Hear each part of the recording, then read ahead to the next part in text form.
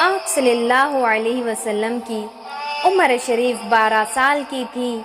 آپ کے چچا ابو طالب تجارت کا مال لے کر ملک شام جا رہے تھے۔ آپ صلی اللہ علیہ وسلم نے بھی خواہش ظاہر کی۔ شفیق چچا عزیز بھتیجے کی خواہش رد نہ کر سکے، ساتھ لے لیے۔ ملک شام کے قریب پہنچ کر بصرہ کے مقام پر پڑاؤ ڈالا۔ پڑاؤ کے قریب بحرہ نامی ایک راہب تھا جو پرانی کتابوں کا بہت بڑا عالم تھا۔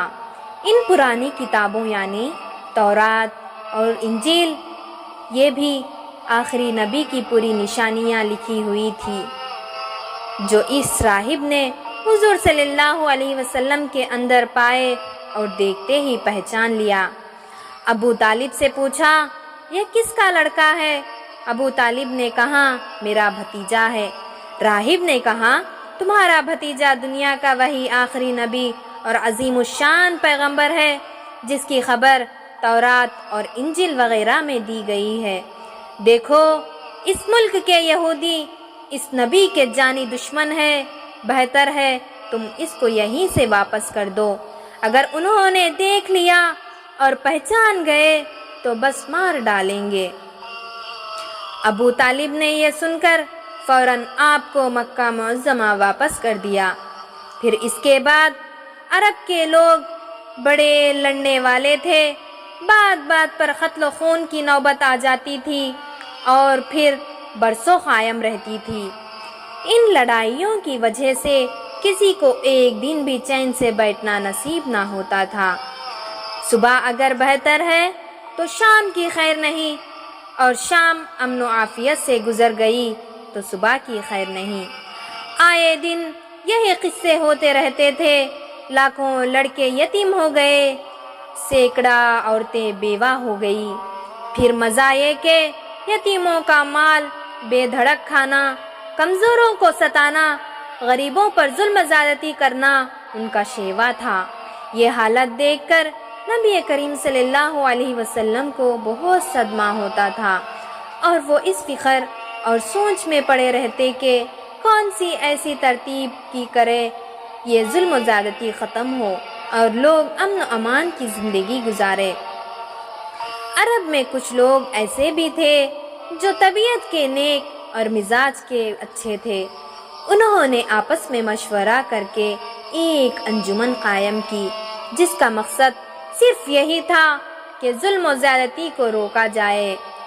چنانچہ سب نے مل کر عہد کیا کہ آج سے ہم سب مظلوموں کی حمایت کریں گے اور ظالم کو مکے سے نکال پھینک دیں گے۔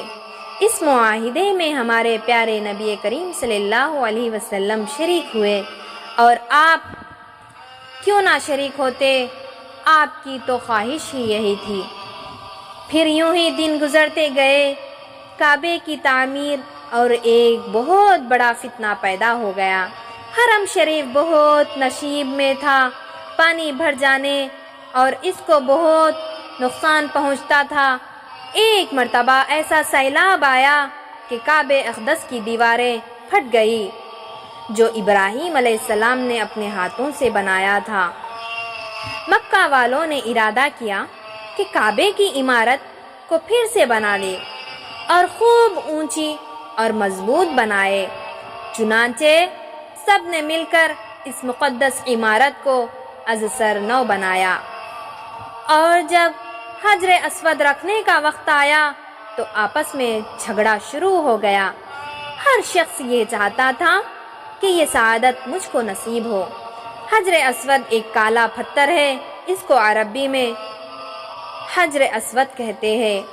عرب کے لوگ اس کو بہت مبارک سمجھتے تھے اور اب اس کی بہت عزت ہے۔ ہم سب مسلمان اس کی عزت کرتے ہیں۔ یہ مبارک پتھر جنت سے آیا تھا۔ ہمارے نبی کریم صلی اللہ علیہ وسلم نے اس کو چوما، اور آج بھی جب کوئی حج کے لیے جاتا ہے تو اس کو چومتا ہے۔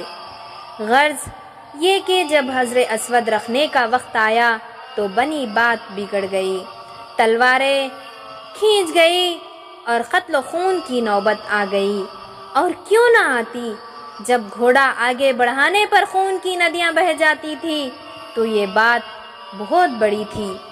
خیر، جب معاملہ کسی طرح نہ سلجھا تو قوم کے ایک بڑے بوڑھے شخص نے یہ رائے دی کہ کسی طرح نہ سلجھا تو کل صبح جو شخص سب سے پہلے حرم شریف میں داخل ہوا اسی کو اس مصنف بنایا جائے گا۔ اس کے فیصلے کو دل سے مانے اور اس بات پر سب اتفاق ہو گئے۔ اللہ کا کرنا دیکھو کہ دوسرے دن صبح جو سب سے پہلے کعبہ میں داخل ہوا وہ ہمارے پیارے نبی کریم صلی اللہ علیہ وسلم تھے۔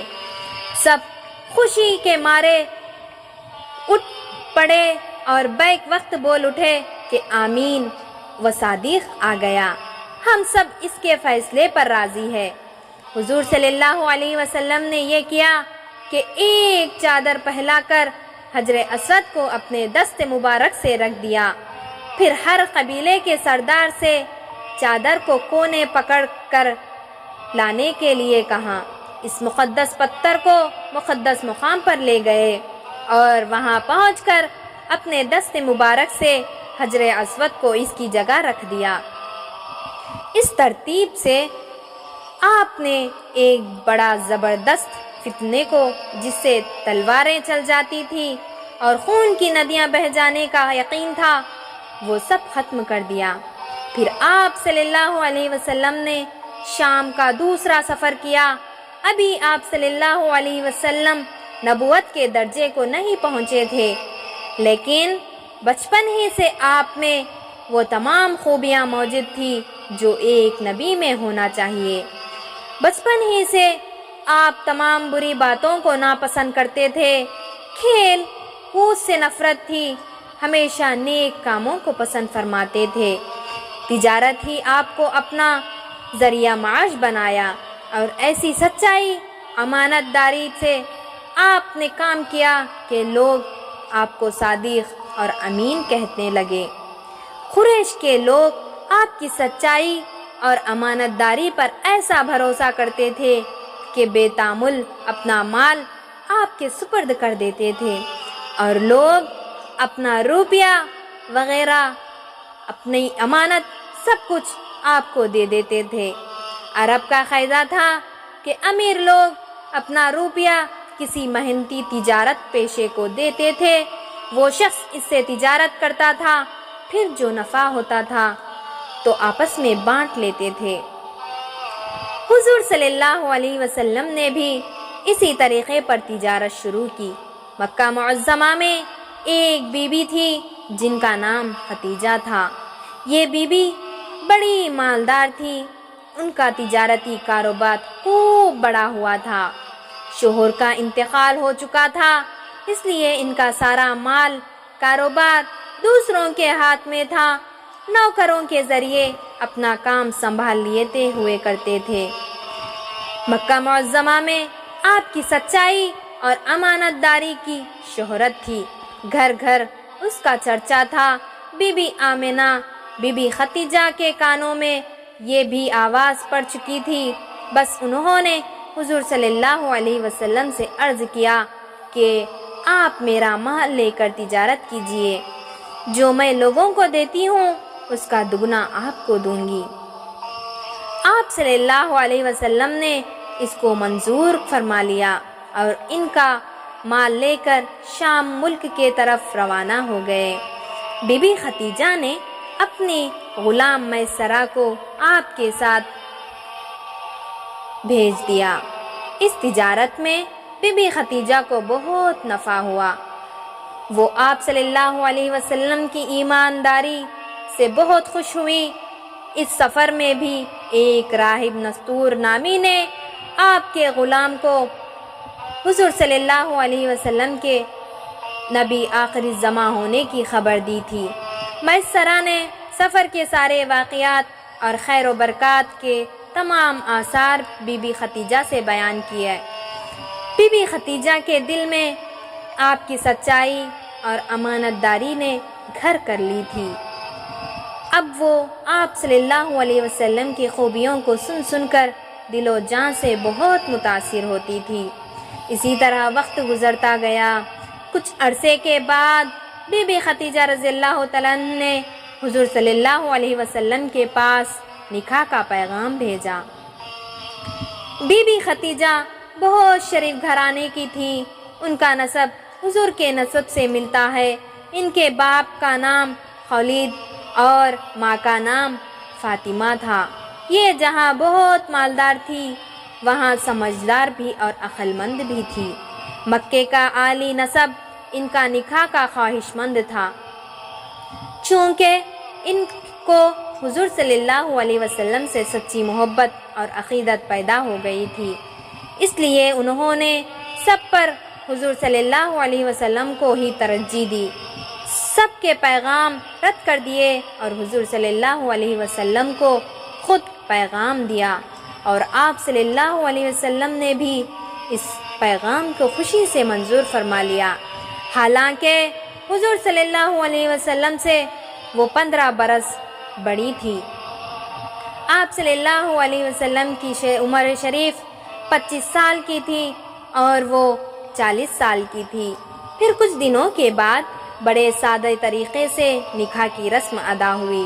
ابو طالب اور حضرت حمزہ رضی اللہ تعالیٰ، حضرت عباس اور خاندان کے معزز لوگ حضرت خدیجہ کے مکان پر گئے اور ابو طالب نے خطبہ پڑھایا اور مہر 500 درہم مقرر ہوا۔